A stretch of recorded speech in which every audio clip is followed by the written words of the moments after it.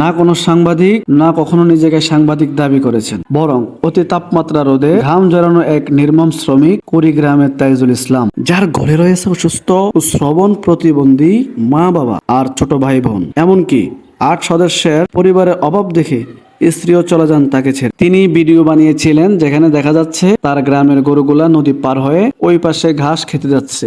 এই কথাগুলো নিয়ে আমরা ট্রোল করছি, কারণ সে কথাগুলো খুবই খারাপ সে বলছে এখানে একটা ব্রিজ থাকলে এই কষ্টটাই পোহাতে হইতো না। এই কথাটা খুবই খারাপ বলছে, তাই না? এই জন্য আমরা তাকে নিয়ে ট্রোল করি। পরে আরেকটা ভিডিওতে দেখি তিনি ঘামবুট পইরা পানিতে দাঁড়িয়ে গ্রামের রাস্তার করুণ হাল তুলে ধরতেছেন। লোকজন তাকে নিয়ে হাসাহাসি করছে, কিন্তু আমার চোখে উনি একজন সত্যকারের সচেতন মানুষ। কথাবার্তা বা পোশাক হয়তো স্মার্ট না, সেটা নিয়ে কোনো কথা নাই, কিন্তু উনি যা নিয়ে কথা বলছেন, এলাকার দুর্ভোগের কথা বলছেন, উন্নয়নের দাবি রাখছেন। নিজের হাড় ভাঙ্গা খাটুনি আর পরিবারের এত বড় দায়িত্ব কাঁধে নিয়েও যিনি এলাকার অবহেলিত মানুষের কথা ভাবেন, তিনিই আমাদের সমাজের আসল হিরো। সেলুট আপনাকে তাজু ভাই, আপনার মতো বড় হৃদয়ের মানুষরাই আমাদের অনুপ্রেরণা। সত্য প্রকাশে নির্ভীক, দেশ জাগরণ নিউজ, সৈকত ভুইয়া, কুমিল্লা।